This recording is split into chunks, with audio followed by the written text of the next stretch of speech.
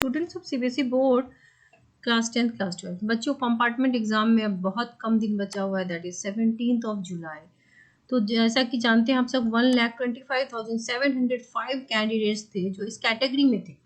तो बहुत से बच्चे हैं अभी भी जिनको ये एग्जाम में अपियर होना है, and so this time it is called as supplementary exam, यानी कि सीबीएसई आपको मौका दे रही है री अपियर होने का, पास होने का, ताकि जिस सब्जेक्ट में आप पास नहीं हो पाए थे आप दोबारा पास कर जाओ और आपका 1 साल 1 ईयर का जो गैप है वो पूरा हो जाए। ठीक है, और आपको टेंटेटिवली रिजल्ट जो है वो अगस्त में मिल जाएगा। लेवल ऑफ क्वेश्चन अब आपको बताना चाहूंगी। क्वेश्चन का लेवल जो है वो बहुत मुश्किल नहीं आएगा, कुछ परसेंट मैं कहूंगी कि इजियर आएगा with respect to your main board जो आपका हुआ था। इसीलिए अगर आप डरे हुए हैं, घबराए हुए हैं, तो डरिए मत, घबराइए मत। हाँ, वो इजी का मतलब बहुत ही इजी नहीं, लेकिन हर तरह के जो, जैसे मान लो कि नेम, अगर मैं केमिस्ट्री की बात करूँ क्लास 12 की, नेम रिएक्शंस हैं बहुत सारे हैं, लेकिन उसमें जो इजियर टाइप है ना, जिसमें बच्चे याद कर पाते हैं, वो क्वेश्चंस आएंगे।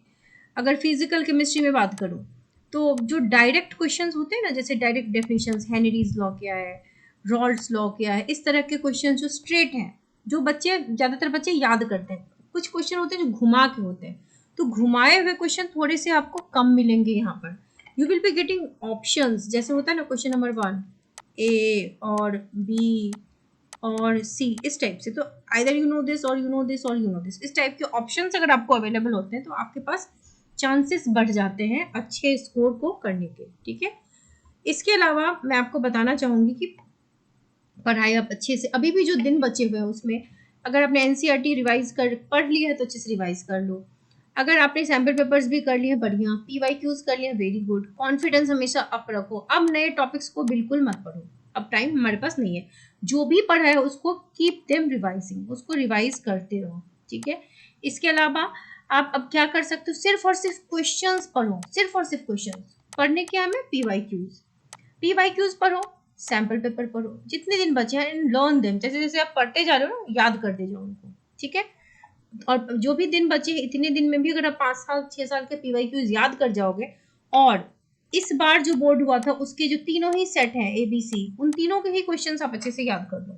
ठीक है, तो आपके अच्छे नंबर आ जाएंगे बोर्ड एग्जाम में, डरने की जरूरत नहीं है। और आपको करना क्या है एग्जाम में, सबसे पहले तो जाकर के आपको कॉन्फिडेंट रहना है। बच्चे डर जाते हैं, घबरा जाते हैं, भूल जाते हैं, आपको भूलना नहीं है, सारी चीजें याद, पेशेंस रखे कि नहीं मुझे आ रहा है, आई एम ओके, ऐसी फीलिंग के साथ क्वेश्चन पेपर को पढ़ोगे। क्वेश्चन पेपर को पढ़ने के बाद टिक मार्क लगाते चलो जो जो आ रहा है। ठीक है, जो जो आ रहा है उसके बाद आप उसको, जैसे ही आपका राइटिंग टाइम स्टार्ट हो, सुंदर से लिखना शुरू करो। लिखना शुरू करो मतलब मार्जिन लेफ्ट एंड राइट छोड़ेंगे, जो भी लिखेंगे उसमें कीवर्ड्स को हाईलाइट करते चलेंगे। अब लिख लिया जो आ रहा था, अब जो नहीं आ रहा था उसको ठीक से पढ़ो, 1 बार पढ़ो, 2 बार पढ़ो, कुछ ना कुछ तो उसके इन एंड अराउंड आपको आ रहा होगा ना। मान लो सर्टेन क्वेश्चन है, आपको इसके अराउंड कुछ कुछ आ रहा है, तो आंसर में क्या करो, कुछ कुछ लिखना शुरू कर दो। अगर आपको आ रहा है तो बढ़िया, नहीं आ रहा है तो क्वेश्चन से ही कुछ डेटा इन्फर करके लिख दो।